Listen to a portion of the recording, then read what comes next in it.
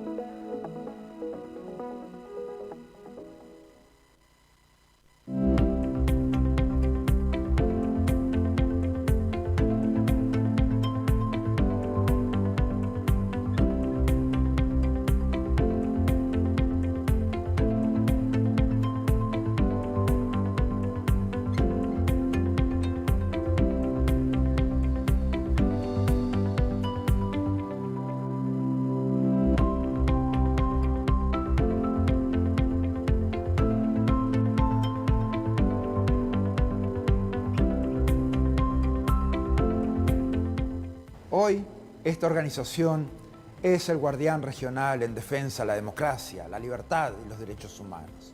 Los países se han comprometido con estos valores a través de instrumentos legales como la Carta Democrática Interamericana, la Convención Americana de Derechos Humanos y todas las demás convenciones interamericanas.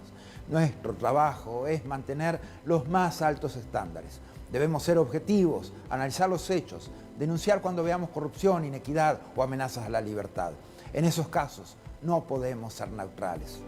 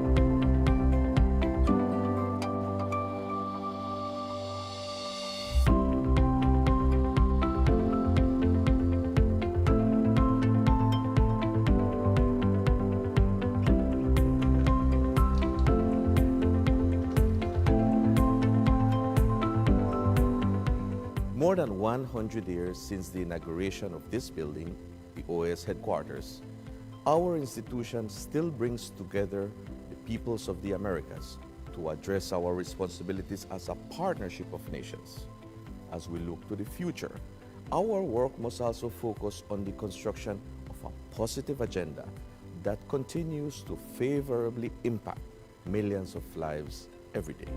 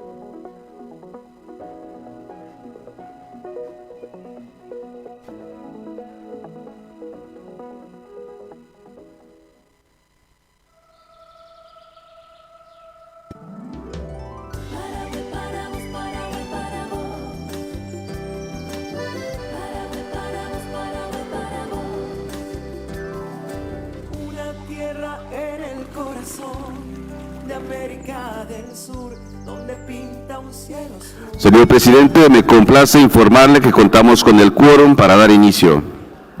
Muchas gracias, señor secretario general adjunto.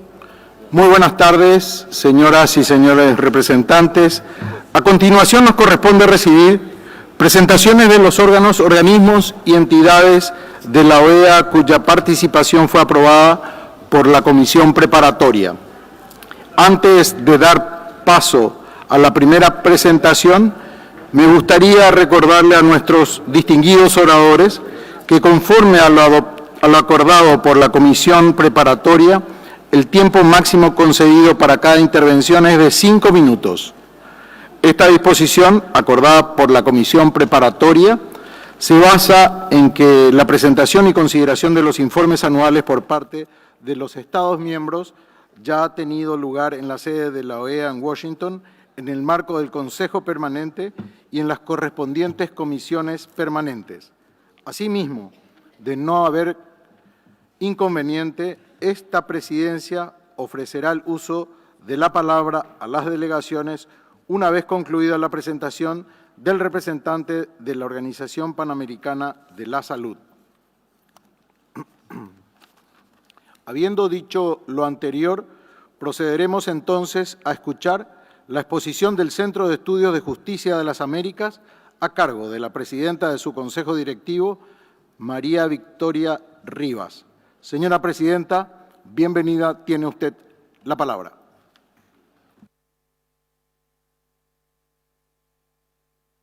Muy buenas tardes.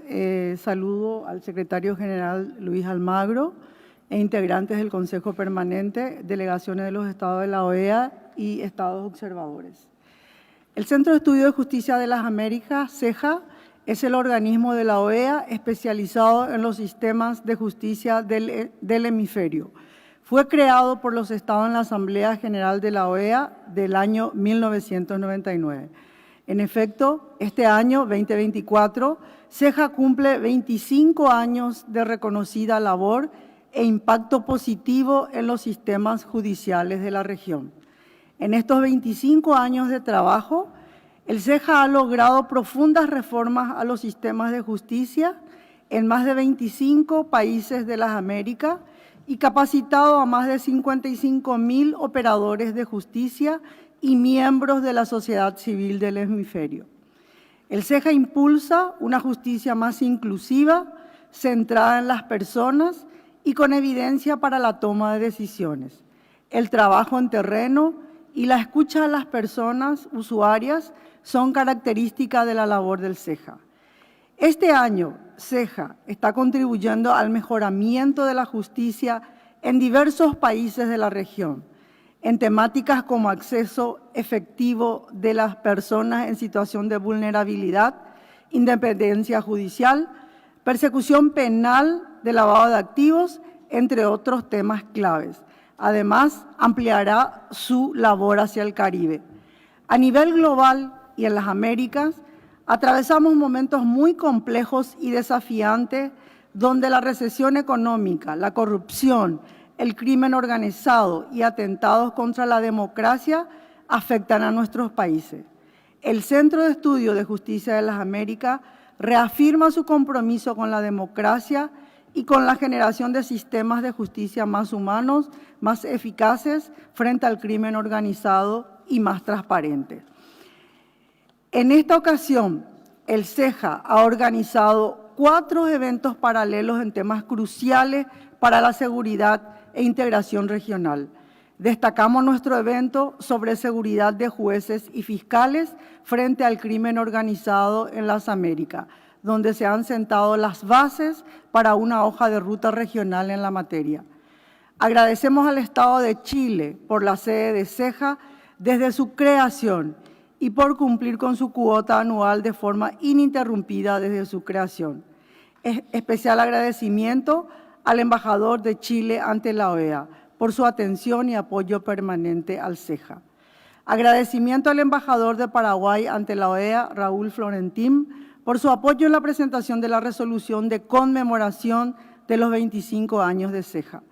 Agradecer a todos los estados por haber suscrito a la resolución que celebra los 25 años de trabajo ininterrumpido del CEJA y que dispone la elaboración de una hoja de ruta para fortalecer el trabajo colaborativo de CEJA con otros órganos de la OEA. Invocar a las delegaciones de los estados ante la OEA y a los propios estados a acudir al CEJA para el desarrollo de actividades en sus respectivos países. Muchas gracias y buenas tardes.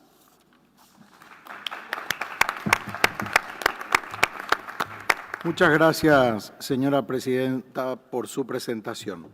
A continuación, ofrezco la palabra a la presidenta de la Comisión Interamericana de Derechos Humanos, comisionada Roberta Clerk. Señora presidenta, bienvenida. Tiene usted la palabra.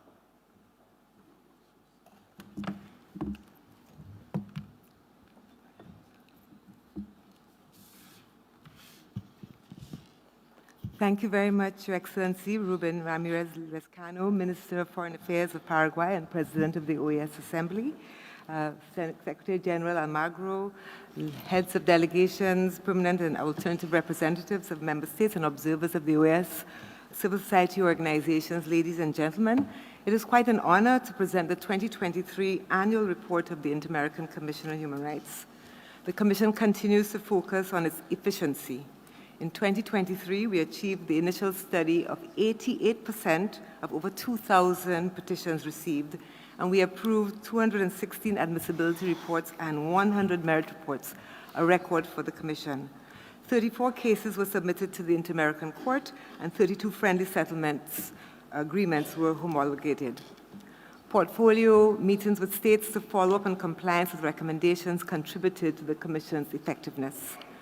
52 precautionary measures were processed, through which 187 identified individuals and over 12,000 people from indigenous communities and traditional groups were protected. We published 10 thematic reports and 2 country reports on Peru and Nicaragua, and issued 135 press releases and sent 81 requests for information to the states as input into our monitoring.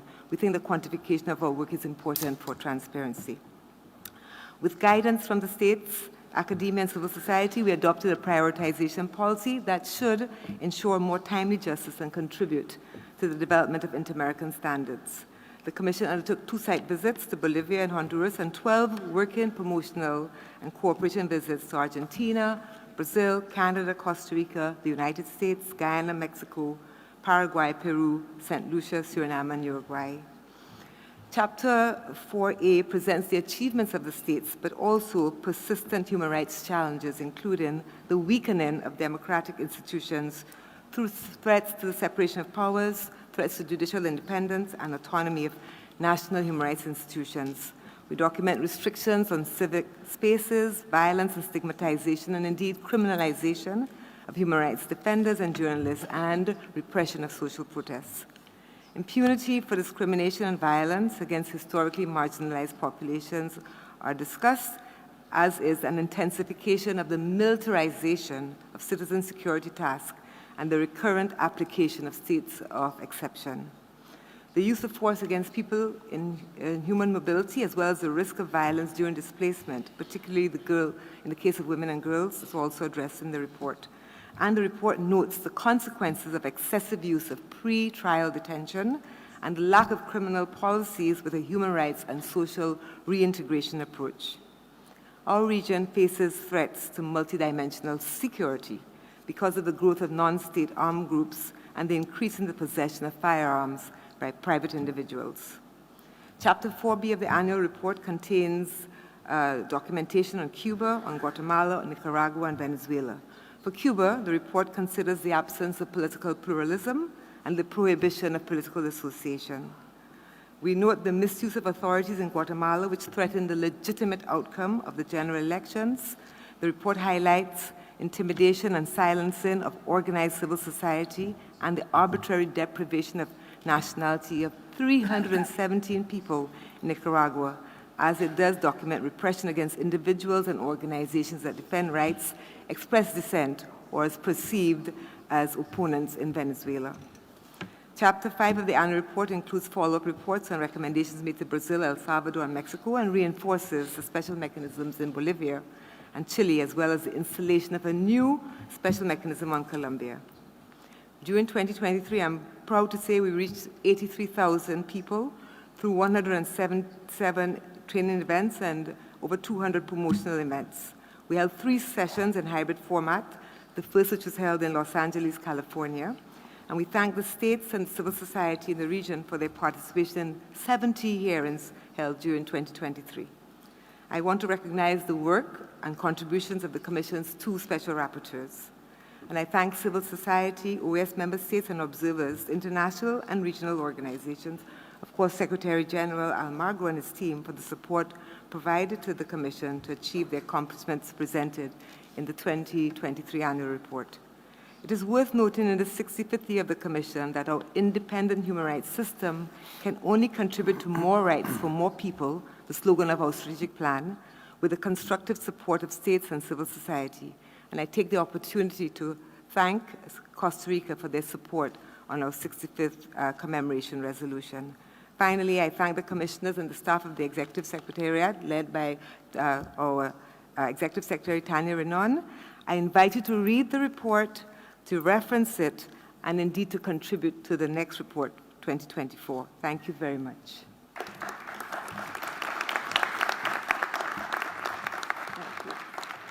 Muchas gracias, señora presidenta, por su presentación.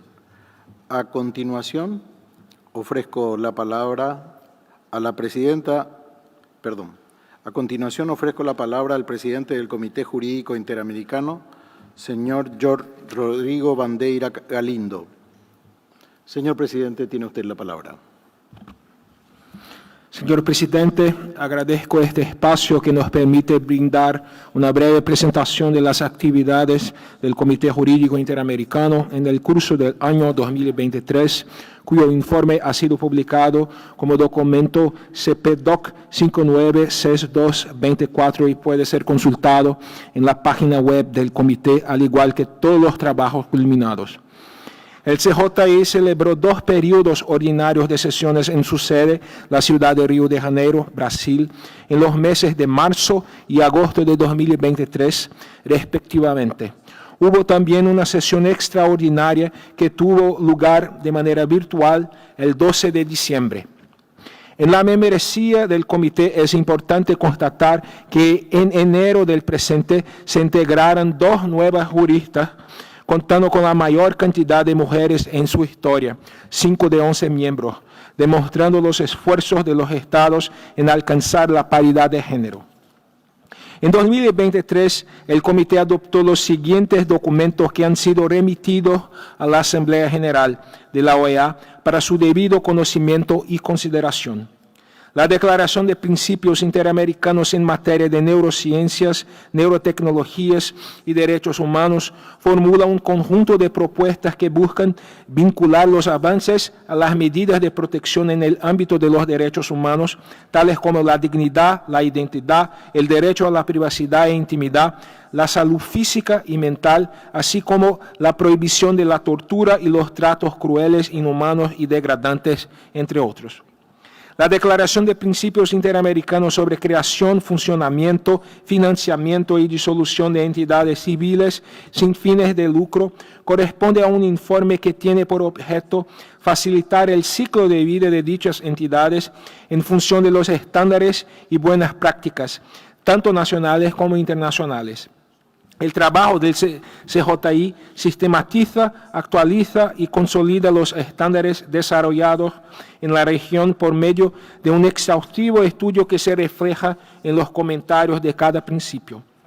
El informe sobre la educación primaria obligatoria insta a los Estados miembros de la OEA a asegurar el pleno goce de la educación primaria y consolidar el carácter gratuito, obligatorio y universal de este derecho humano fundamental. La Guía de Buenas Prácticas en materia de cooperación jurisdiccional para las Américas presenta mecanismos tendientes a hacer más efectivos los procedimientos de cooperación de las convenciones interamericanas vigentes por medio del uso de las tecnologías de la comunicación y de la información.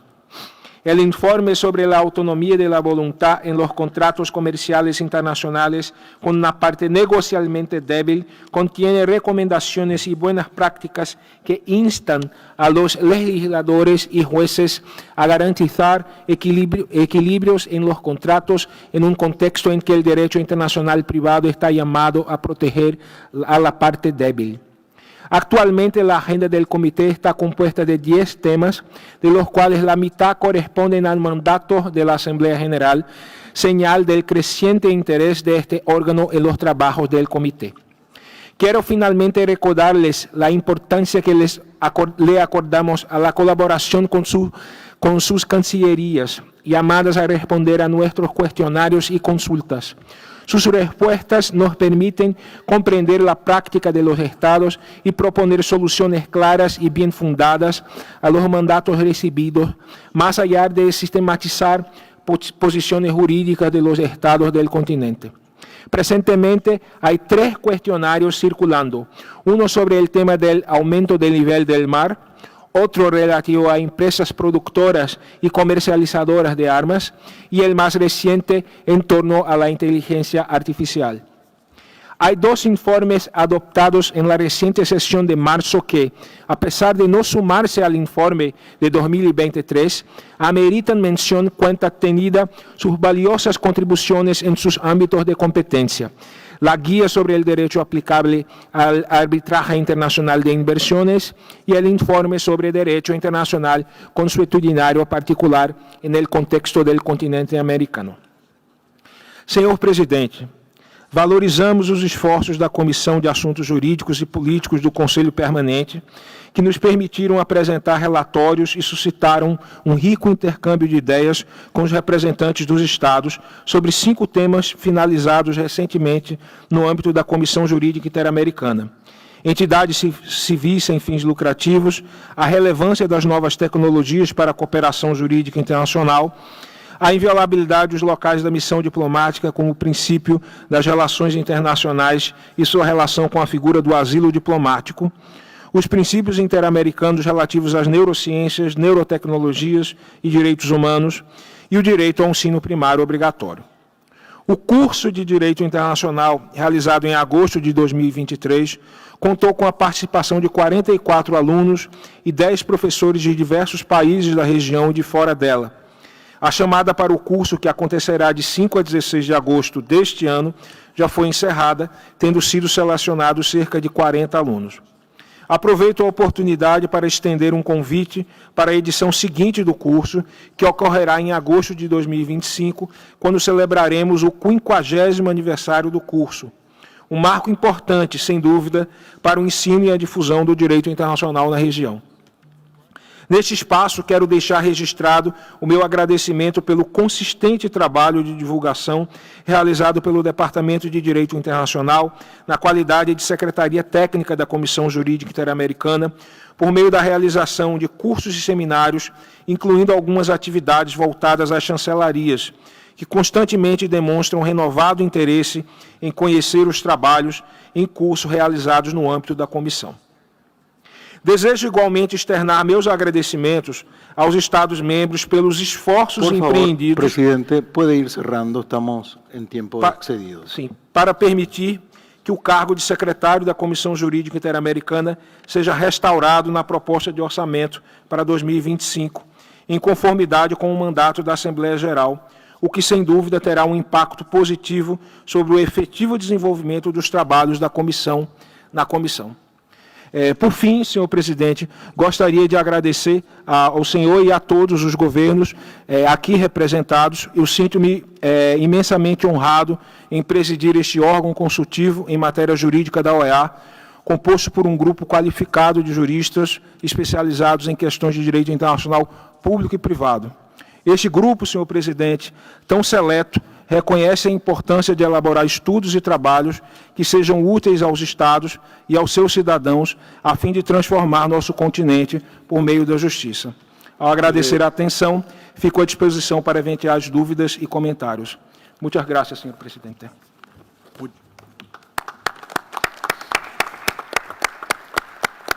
Muchas gracias. Debo reiterar de que el tiempo acordado por la comisión preparatoria es de 5 minutos y le ruego no excederse en el tiempo. A continuación, ofrezco la palabra a la jueza Nancy Hernández López, presidenta de la Corte Interamericana de Derechos Humanos. Señora presidenta, sea usted bienvenida, tiene la palabra. Muchas gracias, señor presidente de la Asamblea General, autoridades de la mesa, señoras y señores ministros y ministras de Relaciones Exteriores, señoras y señores jefes de delegación y observadores permanentes, invitados especiales, reciban un cordial saludo. En representación de mis colegas juezas y jueces de la Corte, vengo a rendir cuenta de las principales actividades llevadas a cabo por este tribunal durante el año 2023, según lo dispone el artículo 65 de la Convención Americana. En primer término, antes de entrar a los aspectos generales del informe, Quiero agradecer el reconocimiento de esta Asamblea General y el presidente Peña en sus palabras de inauguración, sus palabras de reconocimiento a esta Corte con ocasión del 45 aniversario de su labor y asimismo darle la bienvenida a los nuevos jueces electos y felicitar al juez Pérez Manrique por su reelección. En cuanto al informe, un documento escrito detallado de las actividades de la Corte ha sido puesto a disposición de ustedes en los idiomas oficiales. En razón de los pocos minutos otorgados para esta intervención, debo ser muy puntual. Quiero empezar por agradecer el notable trabajo de la mesa directiva anterior y de mis colegas de la Corte por su arduo trabajo.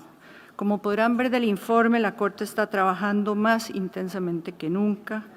A pesar de que el número de casos sometidos a su conocimiento aumentó respecto al año anterior, el Tribunal ha dictado más sentencias de fondo y resoluciones de supervisión de cumplimiento de sentencias. Además, se han profundizado los estándares en materia de independencia judicial, igualdad y no discriminación, también sobre los impactos de la corrupción en la democracia, el derecho a la libertad personal y los límites de la prisión preventiva, el derecho a la autodeterminación informativa y la protección de las personas defensoras de derechos humanos, el derecho a la protesta social y condiciones para el uso de la fuerza.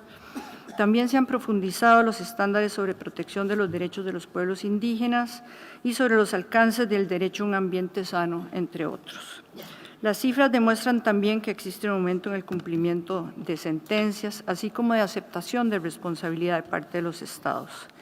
Hemos aumentado también la presencia y actividad de la Corte por medio de diligencias in situ y sesiones en los países de la región, gracias a la plena apertura y disposición de los Estados. También se han aumentado sustancialmente la proyección del Tribunal y su jurisprudencia por medio de cursos de capacitación que han llegado a un récord de 27,000 inscripciones entre operadores de justicia, funcionarios públicos, periodistas, estudiantes y público interesado. Es notable también el amplio aporte y participación de los Estados en las discusiones de mayor actualidad en materia de derechos humanos por medio de la solicitud de opiniones consultivas. La Corte ha llevado a cabo audiencias en esta materia sobre la responsabilidad de los Estados con respecto a las empresas que producen armas, los alcances del derecho al cuidado, la emergencia climática, esta última con la participación récord de cerca de 600 organizaciones en todo el mundo. Es notable que hoy en día son los propios Estados de nuestra región quienes recurren a la Corte para participar intensamente en la búsqueda de soluciones a los grandes desafíos de derechos humanos, lo cual demuestra una gran madurez institucional y confianza en la labor del Tribunal. Pero más allá de los números positivos del momento y de la madurez adquirida en nuestra región durante los 45 años de existencia de nuestro Tribunal, hoy nuestra región vive una gran paradoja. Por un lado, hay Estados comprometidos en superar sus retos en derechos humanos con un mayor cumplimiento de sentencias y apoyo al trabajo de la Corte. Por otro lado, hay países que han claudicado en su compromiso con la democracia y los derechos humanos, sin cumplir requisitos democráticos básicos, donde no hay respeto a la libertad de expresión oculto, ni separación de poderes, y donde prevalece la inseguridad jurídica de las personas y de las inversiones. Algunos países desmantelan los frenos al uso arbitrario del poder mediante leyes que eliminan controles y generan impunidad, y a través de la persecución de operadores de justicia, periodistas y defensores de derechos humanos. Buscan una democracia aparente y un sistema interamericano debilitado, rechazando la transparencia y visibilidad que ofrece el sistema interamericano de protección de derechos humanos, ya que pone los reflectores sobre la corrupción, impunidad y abuso de poder. Estas situaciones afectan nuestro tribunal, principalmente en el desacato de sus resoluciones. En el informe de labores, el tribunal informó sobre algunos países que han incurrido en desacato, siendo los casos de Nicaragua y Venezuela los más extremos. Apelamos al compromiso de esta organización con los valores de la democracia y la dignidad humana, solicitando que se condenen con firmeza los desacatos a las decisiones de este tribunal, no por la Corte, sino por las víctimas que claman por justicia y para que las atrocidades en la región no queden en el olvido. Darles la espalda es ir en contra de la razón de ser de esta organización y es convertir en letra muerta la Convención Americana. Señor Presidente, señoras y señores, con la madurez acumulada durante estos lustros, creo que le debemos a la historia y a las generaciones futuras un mayor fortalecimiento del tribunal para seguir dándole vida a los valores fundacionales de esta organización y de la Convención Americana. Muchas gracias.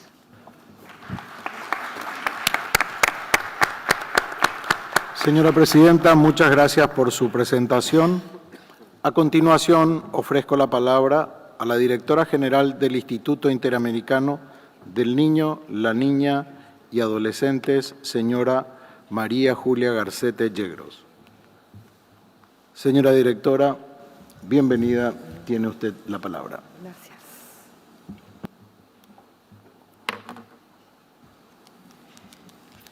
Señor Presidente, señor Secretario General Adjunto, representantes de los estados. En primer término, quiero agradecer por el espacio brindado al Instituto en esta instancia, porque el pasado 5 de junio, con ocasión de conmemorar el Día de la Niñez y la Adolescencia en las Américas y el 97 aniversario de la creación del Instituto, presenté el informe de gestión del periodo 2023 junto con la participación de 5 representantes de las redes de niños con las que el Instituto trabaja a través de los estados. Como parte del sistema interamericano, el Instituto desarrolla la tarea de asistencia técnica en materia de derechos del niño y como tal es depositario del legado de grandes humanistas de nuestra región, que en 1927, en tiempos de paz, fundaron el Instituto. Al mismo tiempo, somos portadores del compromiso asumido por niños, niñas y adolescentes que piden ser el cambio que quieren ver en el mundo y que para ello piden participar en las decisiones sobre los temas que a ellos les afectan directamente. Es la impronta con la que estamos preparando el 23 Congreso Panamericano a realizarse en octubre en El Salvador, junto al 4º Foro de Niños, Niñas y Adolescentes y el 4º Foro de Organizaciones de la Sociedad Civil. En esa oportunidad abordaremos temas de interés planteados tanto por niños, niñas y adolescentes como por los estados y el equipo del Instituto. Ellos son salud mental, primera infancia y protección en contextos de movilidad humana.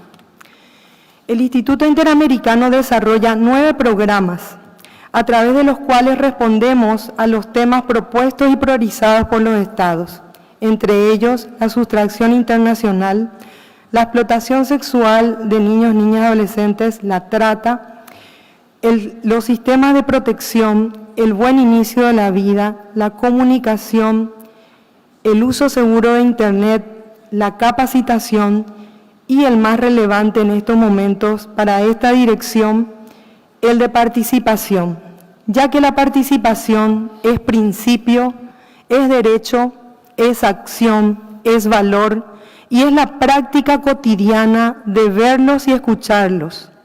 Y la tarea más desafiante de deconstruir el adultocentrismo que permea nuestras culturas e instituciones. La participación de niños, niñas y adolescentes como acción para el fortalecimiento de la democracia en las Américas se concreta a través del trabajo que realizamos con las redes de organizaciones de ellos y ellas, la Red Coria, la Red Surca y la Red NACEM, y la formación continua de enlaces técnicos con más de 25 estados. Los diálogos intergeneracionales que ya venimos implantando en nuestro Consejo Directivo y las colaboraciones con el Sistema Universal en las versiones amigables de las observaciones generales número 25 de acceso seguro a Internet, la número 26, cambio climático, y la número 27, que está en proceso, sobre el acceso a la justicia.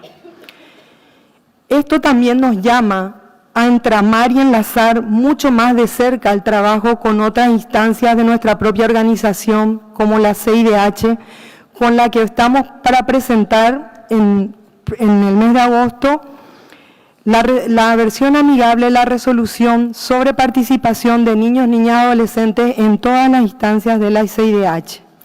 Y también esperamos con la Secretaría de Cumbres en la próxima que niños y niñas puedan estar también siendo incluidos como población históricamente invisibilizada en nuestro continente. Para hablar de integración y de seguridad para el desarrollo sostenible en nuestra región, es un imperativo ético considerar la participación de las personas desde sus primeros años. La ciencia ha aportado suficiente evidencia sobre la importancia de las buenas condiciones de vida para este momento del ciclo vital. América está llamada a la esperanza y es la región que puede aportar muchos logros en normativas, protocolos y buenas prácticas para proteger y promover los derechos del niño. La OEA debe ser para nuestros niños la casa grande de sus derechos, el cobijo, el emblema que apoya la estabilidad de sus países. Les pido a los estados nos sigan apoyando en fortalecer el vínculo con los garantes de derechos en sus países, para que podamos generar juntos las mejores condiciones para que las propuestas, reclamos y anhelos de ellos no queden en deseos infantiles, sino que se conviertan en auténticos compromisos de la organización. El futuro de los niños es ahora y no hay tiempo que perder. Muchas gracias.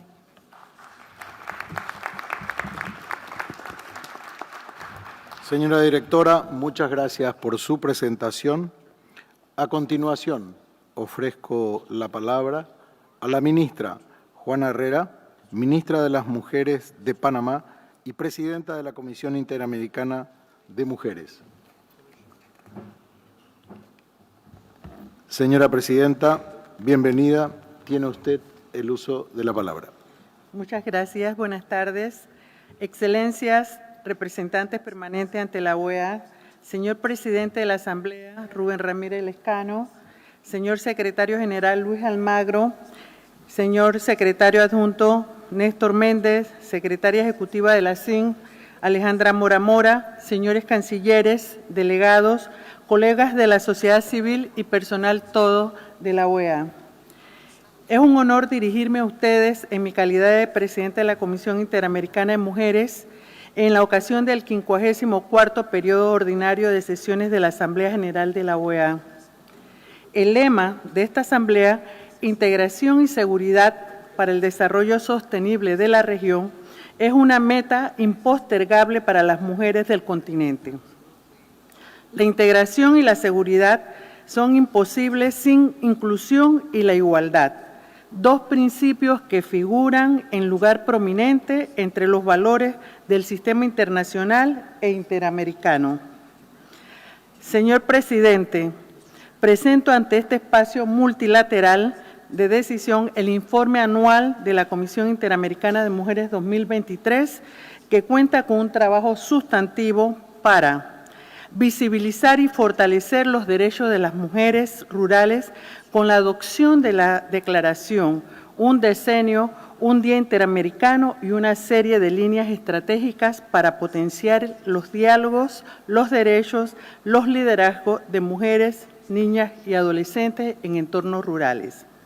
Promover el desarrollo de estándares que fortalezcan el marco jurídico regional en materia de derechos económicos de las mujeres con el avance de herramientas como las leyes modelos interamericanas de inclusión financiera y de inserción laboral para que los estados avancen en el cierre de las brechas jurídicas que siguen afectando la autonomía económica de las mujeres. Avanzar hacia la paridad con la elaboración de una ley modelo interamericana de paridad para que las mujeres asuman espacios de toma de decisión en la vida pública. Impulsar la presencia de mujeres y la representación de la agenda para género en los espacios políticos a través de cursos para candidatas electorales implementados en Costa Rica, Guatemala y Panamá, así como el programa de liderazgo para mujeres en la política realizado en México. Fortalecer el mecanismo nacional de la mujer y de los Ministerios de Relaciones Exteriores con la implementación del diagnóstico participativo de género y un plan de acción para avanzar en la participación y liderazgo de las mujeres en la diplomacia. Trazar una nueva hoja de ruta con una propuesta conceptual y de capacitación para potenciar los liderazgos de las mujeres en la gestión de crisis y conflictos, reconceptualizar la seguridad en clave femenina y acelerar la agenda de mujeres, paz y seguridad en las Américas. Potenciar las recomendaciones elaboradas por el MESECBI sobre la prevención, sanción y erradicación de la violencia contra las mujeres, sobre todo con atención a los grupos de mujeres que más barreras enfrentan al ejercicio de sus derechos de vivir libres de violencia y con una vida digna. En el último año hemos trabajado en los liderazgos de las mujeres. En nuestro evento de alto nivel, posesionamos estos liderazgos para la efectiva gestión, prevención y mitigación de crisis y conflicto. En la sesión del día de ayer del Comité Directivo de la CIN, destacamos la importancia de institucionalizar en el marco de la Asamblea General un espacio de mujeres líderes para seguir visibilizando y avanzando la agenda de igualdad y de derechos. Además, hemos recibido el manifiesto suscrito por 72 organizaciones sociales de mujeres paraguayas, expresando su solicitud a esta Asamblea y a los Estados miembros para defender los derechos humanos de las mujeres. También hemos fortalecido las alianzas con los Estados miembros, a quienes le agradecemos profundamente, y las ministras, altas autoridades de género y demás actores políticos relevantes, organizaciones internacionales, los parlamentos y la academia. Todos estos avances que hemos mencionado no hubiesen sido posibles gracias al apoyo de los gobiernos de Canadá, Chile, España, Estados Unidos, Francia, Italia, Latvia, Liechtenstein, México, Portugal y Trinidad y Tobago, así como del Programa Eurosocial y la iniciativa Spotlight de la Unión Europea. Su apoyo ha sido esencial para fortalecer a la CIN en el contexto de la situación financiera de la organización. Aprovecho de nuevo la oportunidad de esta Asamblea para colocar la igualdad de género al centro de nuestros debates y decisiones sobre los derechos humanos. Es una apuesta a la igualdad y bienestar de nuestras sociedades. Quiero agradecer a todos los Estados miembros, en especial al secretario general Luis Almagro, quien ha apoyado de forma permanente y continua todas las acciones que se realizan desde la CIN. A todos y cada uno de ustedes, muchas gracias por el apoyo recibido para esta Comisión Interamericana de Mujeres. Gracias, señor presidente.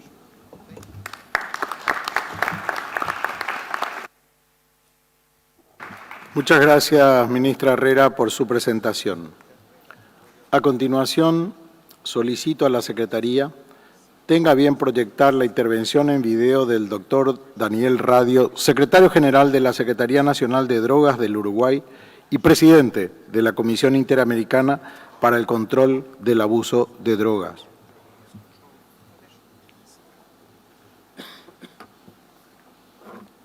Señor presidente de la Asamblea General, señores jefes de delegación, señores representantes permanentes, señor secretario general de la OEA, señoras y señores. Agradezco la oportunidad de hacer uso de la palabra en ocasión del 54º periodo ordinario de sesiones de la Asamblea General de la Organización de los Estados Americanos en representación de la Comisión Interamericana para el Control del Abuso de Drogas, estando Uruguay en el ejercicio de la presidencia para presentar el informe de las acciones realizadas en 2023.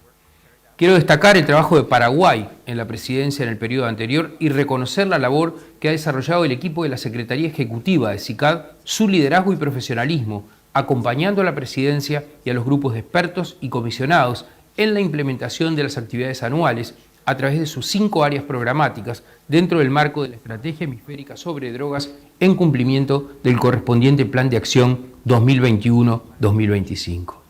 SICAD celebró en 2023 2 períodos ordinarios de sesiones.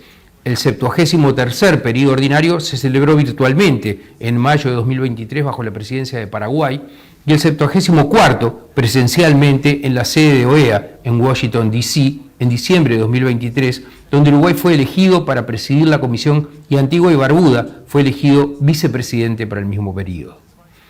Asimismo, se eligieron las siguientes autoridades: Brasil para presidir el grupo de expertos de reducción de la demanda y Barbados para la vicepresidencia, Trinidad y Tobago a la presidencia del grupo de expertos en narcotráfico marítimo, Brasil para presidir el grupo de expertos en sustancias químicas y productos farmacéuticos, Uruguay para la vicepresidencia, Perú a la presidencia del grupo de expertos en desarrollo alternativo, integral y sostenible y Colombia a la vicepresidencia.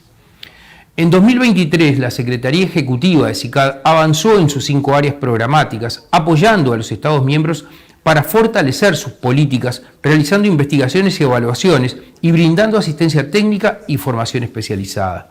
Los aspectos más destacados de su labor figuran en el informe anual 2023 que hoy se presenta e incluyen asistir a los Estados miembros en la elaboración de políticas, planes y estrategias nacionales y ayudarlos a establecer y ampliar programas alternativos al encarcelamiento para delitos menores relacionados con drogas, proporcionar un foro para el debate de medidas integrales y sostenibles de desarrollo alternativo, impartir formación sobre prevención, tratamiento y recuperación, ayudar a los Estados miembros a reforzar sus observatorios nacionales de drogas y proporcionarles un detalle de puntos fuertes y débiles de sus políticas evaluados a través del mecanismo de evaluación multilateral.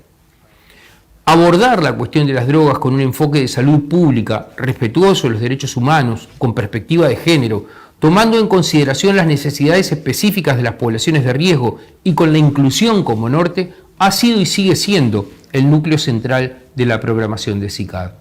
Ante un fenómeno en permanente cambio, es necesaria una continua actualización y adaptación a las circunstancias emergentes.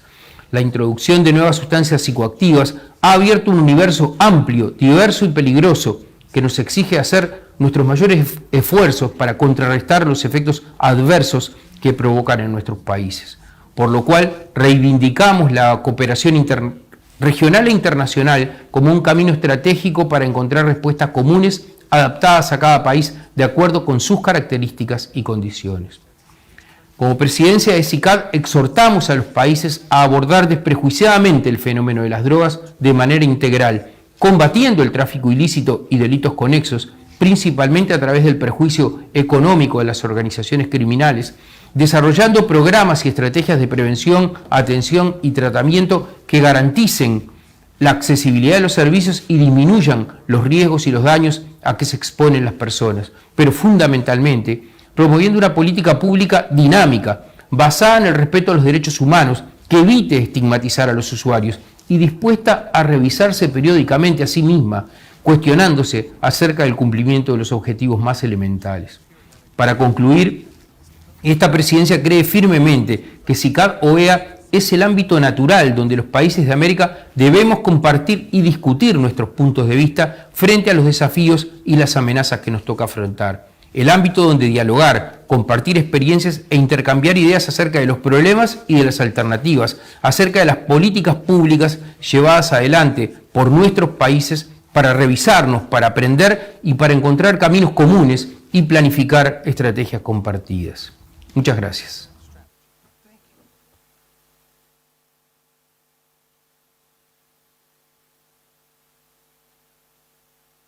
A continuación, ofrezco la palabra al doctor Marcelo Corc, representante de la Organización Panamericana de la Salud en el Paraguay.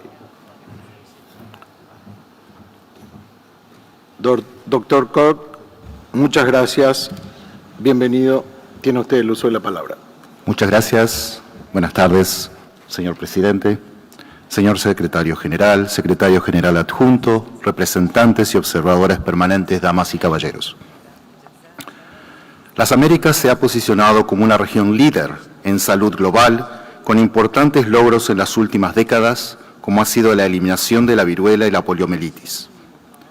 A partir de estos hitos, la Organización Panamericana de la Salud lidera actualmente una iniciativa regional para la eliminación de 30 enfermedades, desde el cáncer cérvico-uterino hasta las enfermedades infecciosas desatendidas. Esta iniciativa, aunque ambiciosa, es alcanzable si contamos con la voluntad política y sumamos todos nuestros esfuerzos. Asimismo, los fondos rotatorios regionales de la OPS son un modelo para otras regiones en materia de suministro de vacunas, medicamentos e insumos estratégicos de salud pública. A la fecha, los Estados miembros que participan en el fondo rotatorio han conseguido un ahorro de por lo menos el 50% en el costo de vacunas. Sin embargo, la salud sigue siendo una promesa no cumplida en nuestra región, que actualmente enfrenta un escenario epidemiológico desafiante, caracterizado por la persistencia de enfermedades transmisibles como el dengue y la malaria, la amenaza inminente de nuevos brotes y epidemias, el aumento de enfermedades no transmisibles como el cáncer, la diabetes y los problemas de salud mental, el aumento de las tasas de mortalidad materna, las desigualdades sanitarias en particular para las poblaciones marginadas, afectadas por la discriminación y la exclusión, y las consecuencias del cambio climático en la salud. Además, la región sigue sufriendo los efectos de la pandemia de COVID-19, incluido un descenso de las tasas de vacunación y la necesidad de reconstruir sistemas sanitarios resilientes con una financiación adecuada y que garanticen un acceso equitativo a los medicamentos y las tecnologías en salud. La pandemia también puso de manifiesto la escasez regional de recursos humanos para la salud, estimada en 600.000 trabajadores. Nos enfrentamos a estos retos en un contexto de atención y financiación mundiales limitadas por una región integrada en buena medida por países de renta media. Queremos hacer un llamado para que la región no se rinda ante la fatiga pandémica, ya que la pregunta no es si nos enfrentaremos a otra pandemia, sino cuándo sucederá. Por ello, reconocemos la importancia que esta Asamblea General ha dado a la respuesta ante emergencias, así como a la salud mental en la región, con un enfoque de derechos humanos. Una lección crucial de la pandemia de COVID-19 es que la salud cumple un papel fundamental en las agendas de desarrollo, sociales y económicas. La salud es una piedra angular del bienestar y un factor central para cerrar las brechas de equidad y permitir una sociedad productiva y pacífica. En consecuencia, debemos esforzarnos por integrar las consideraciones de salud en todos los asuntos clave a que enfrenta la región, desde mitigar las consecuencias del cambio climático en la salud, hasta apoyar la salud de las poblaciones migrantes, garantizar una seguridad alimentaria adecuada, romper los ciclos de la pobreza y promover el desarrollo económico. Debemos seguir intensificando los esfuerzos y la colaboración para abordar de manera intersectorial los retos de salud regionales, así como sus vínculos estrechos con otras prioridades de desarrollo. En particular, quisiera hacer un llamado a la acción intersectorial en torno a 3 prioridades en salud que involucran a distintos sectores. La lucha contra la resistencia a los antimicrobianos, que será un objeto de una reunión de alto nivel en septiembre en el marco de la Asamblea General de las Naciones Unidas y que además de las enormes implicaciones para la salud, tiene consecuencias de gran envergadura a nivel económico y ambiental. La reducción de la mortalidad materna, que ha venido en aumento en la región desde el 2016, retrocediendo 2 décadas en los indicadores de salud materna debido a factores socioeconómicos, culturales, educativos y ambientales. Y por último, la prevención y control de las enfermedades no transmisibles, que son la principal causa de muerte y discapacidad en el mundo y que en gran medida pueden prevenirse mediante la reducción de factores de riesgo y la acción multisectorial. Señor Presidente, la OPS manifiesta su compromiso con la implementación de enfoques innovadores y holísticos en la región, basados en la colaboración entre sectores. Seguiremos apoyando a los Estados miembros para incorporar la perspectiva de salud como elemento central de la agenda hemisférica y como base fundamental poder responder de forma efectiva a nuestros desafíos y objetivos comunes. Gracias por la oportunidad de intervenir.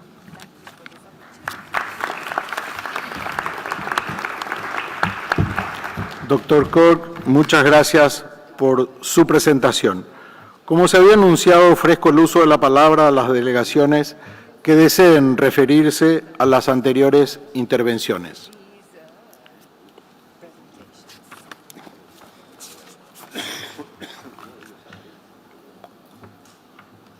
No habiendo intervenciones solicitadas, los siguientes observadores permanentes han solicitado dirigirse a la Asamblea. Jefe de la Delegación del Reino Unido de Gran Bretaña e Irlanda del Norte, Ministro de Estado y representante especial del Primer Ministro para la prevención de la violencia sexual en los conflictos, Lord Tariq Ahmad of Wimbledon.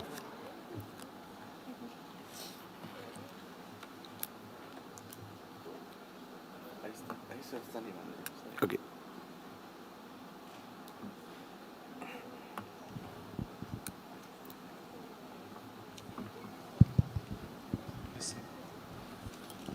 Secretary General, Assistant Secretary General, Ministers, delegates, and friends.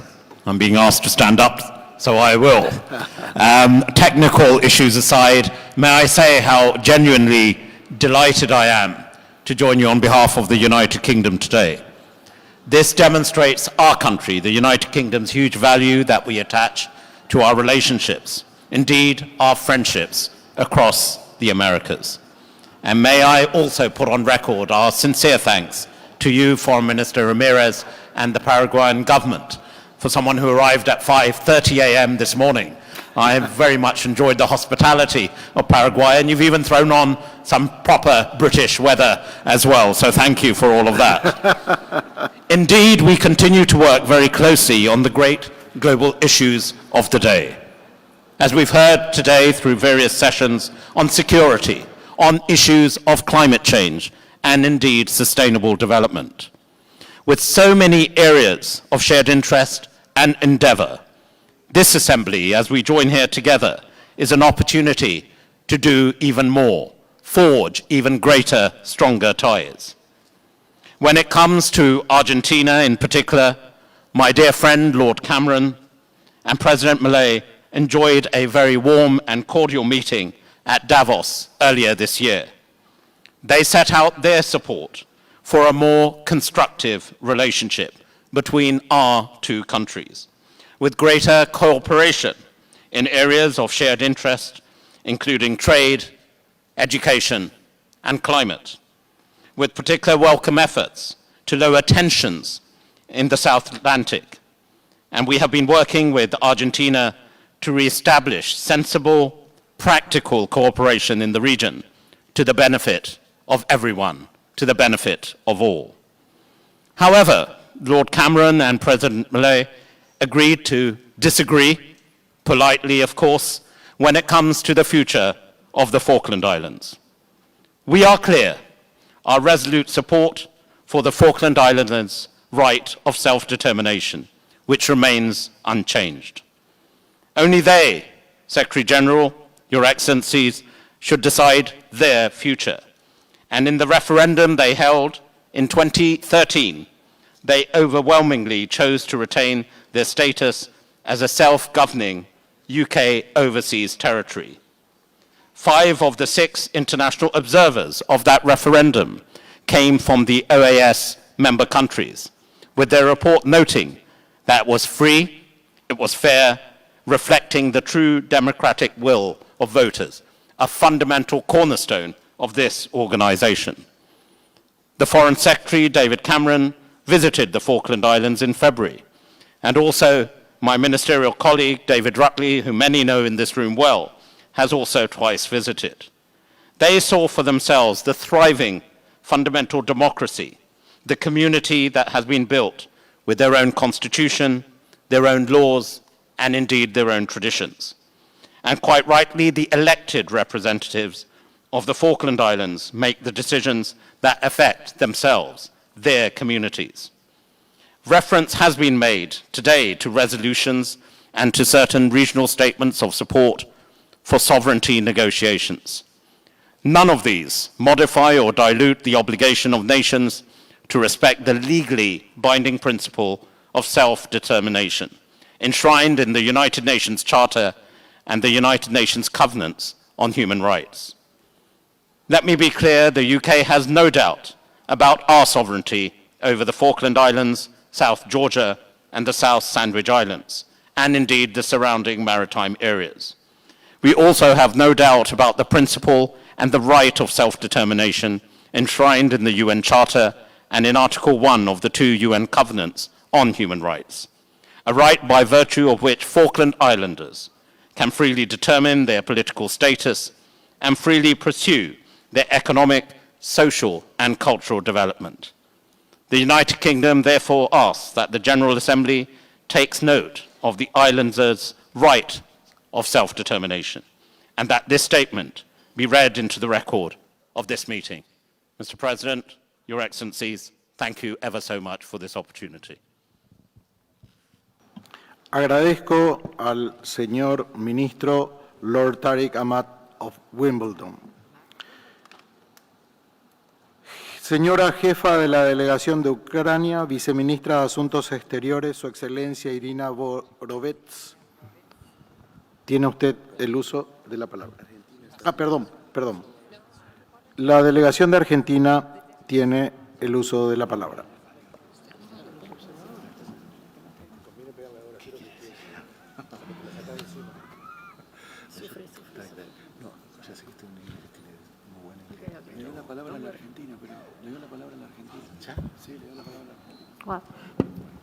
Gracias, señor presidente, y muchas gracias por la intervención que acabamos de escuchar por parte del Reino Unido.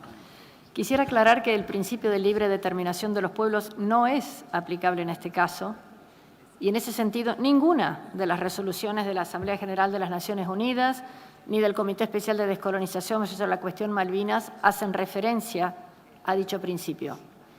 Más aún, la Asamblea General de las Naciones Unidas expresamente rechazó en 2 oportunidades, ya en 1985, propuestas británicas para incorporar el principio de libre determinación en el proyecto de resolución sobre este importantísimo tema de la cuestión de las Islas Malvinas.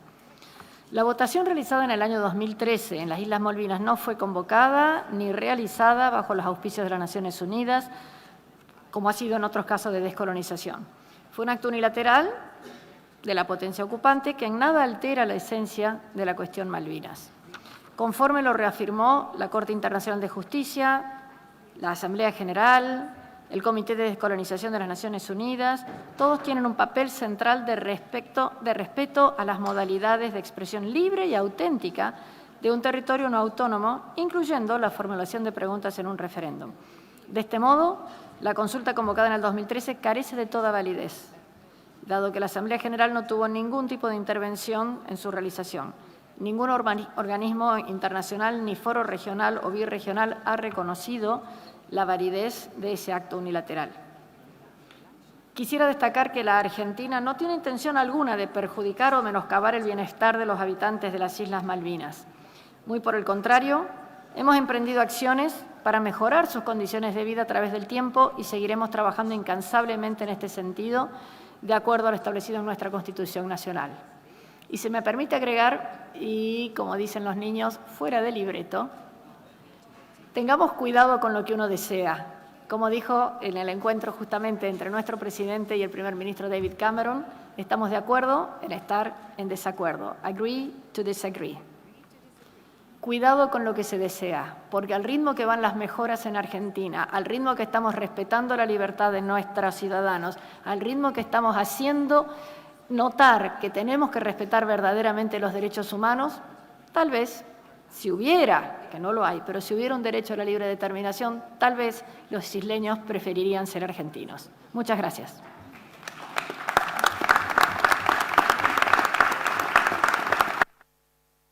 Muchas gracias, señora ministra de Relaciones Exteriores de la Argentina, Diana Mondino. Cedo el uso de la palabra al representante de la delegación de Ucrania, quien solicitó la proyección de un mensaje en video del presidente de Ucrania, Su Excelencia Volodymyr Zelensky.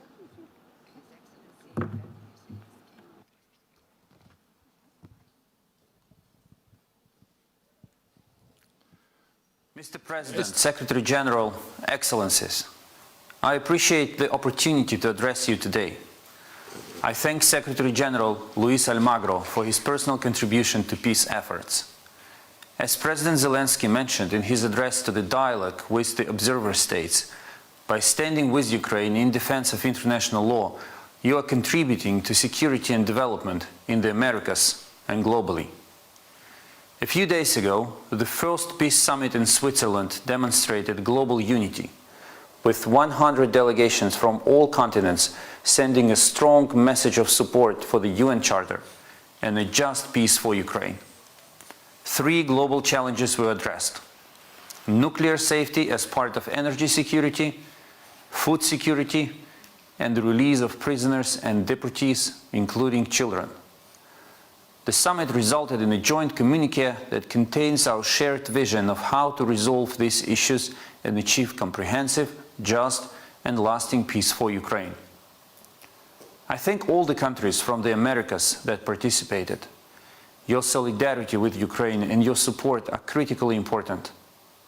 I would also like to thank everyone who endorsed the joint communiqué and invite all those who haven't done so yet to join it.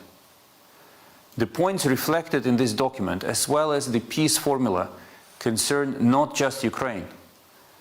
They are directly related to many of the issues discussed during this year's General Assembly. They also have a direct bearing on security and sustainable development globally. The first peace summit was important, yet only the first step on the path towards restoring just peace and the rule of law. This work will continue, and I invite all your countries to join it. I also invite to join other initiatives, such as the Coalition for the Return of Ukrainian Children, co-chaired by Ukraine and Canada, and the core group on the special tribunal to hold Russia and its leadership accountable for the crime of aggression. Dear friends, Ukraine has good relations with many nations in the Americas, and we would like to make our ties even stronger. We are keen on enhancing our cooperation further. This year, for the first time in our history, we adopted a separate foreign policy strategy to develop ties with Latin America and the Caribbean. It provides a comprehensive plan for deepening our contacts, exploring new possibilities for cooperation, and expanding our diplomatic presence. We are also planning to organize a Ukraine, Latin America, and the Caribbean high-level event. We see it as a platform for an open dialogue and the exchange of ideas on how we can strengthen our cooperation. The exact place and time are being determined, but we will be inviting you to attend. There is a lot of untapped potential in many spheres, and we are determined to work together with all of you to realize it to the fullest. What are the practical benefits of cooperation between Ukraine for your countries? There are many. For instance, as a result of the war, Ukraine has enormous experience in security matters. We are ready to share it with those who are interested. We also have significant knowledge of countering hybrid threats, including disinformation and cyber attacks. The war has prompted us to develop high-tech capabilities, not only in the military sphere, but also in civilian matters, such as agriculture, and, for instance, the use of drones in farming. Ukraine is also one of the leaders of digitalization in Europe. We can share our vast experience in digitalizing government, banking, and public services for your citizens. Ukraine also has capabilities in Arctic research, including our vessel, Noosfera, which conducts research in climate change and other areas. But to be able to do all of that, the first thing we need to do is restore peace and respect for international law. We need to do this together because it affects all of us. You may all have heard how the Russian naval blockade affected our food exports and global food prices in 2022. Since then, there has been the Black Sea Grain Initiative, which worked for 1 year before Russia shattered it. But even then, we have found a way to restore the global food supply on our own. Last year, Ukraine effectively destroyed a large part of the Russian Black Sea fleet and resumed maritime trade. Since then, more than 1,700 vessels have delivered over 50 million tons of cargo, including 33 million tons of grain to the world. Ukraine stands ready to provide for more than just food security. Like no other country in the world, Ukraine is willing to provide for global stability. Only by working together and staying united, and only by adhering to the purposes and principles of the UN Charter, can we end the war, restore justice, and create a solid foundation for sustainable development and prosperity for people around the globe. Thank you for your attention.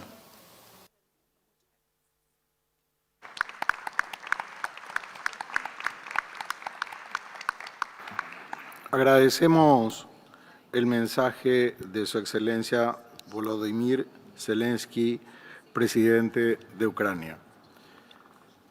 Doy la palabra ahora a la jefa de delegación de China, señora Yan Su, observadora alterna de China ante la Organización de Estados Americanos. Tiene usted el uso de la palabra. Thank you, Mr. Chair, for giving me this opportunity. Regarding certain countries' remarks, let me kindly remind them that there's only one China in the world, and that Taiwan is the inseparable part of the Chinese territory. No Republic of China, so to speak. And the People's Republic of China's government is the sole legitimate government representing all China. The question of Taiwan is China's internal affairs and bears no external interference. It is immensely different from the question of Palestine. Let me stress here, the One China principle has been accepted by a majority of the international community, the consensus. To date, 183 countries have established their diplomatic relations with China on the basis of this principle. To challenge this would be like trying to bite off something more than one can chew. So highly inadvisable, highly inadvisable. Thank you, Mr. Chair, for giving me this opportunity.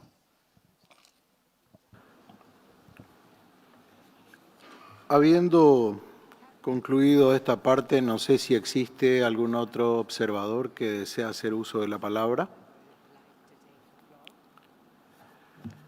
Convocamos entonces, considerando que la Comisión General ha concluido los trabajos, pero que sin embargo es necesario ulteriores trabajos de impresión del material, la traducción de los mismos, pasamos a un cuarto intermedio de 1 hora para poder retomar esta Asamblea General. Muchas gracias.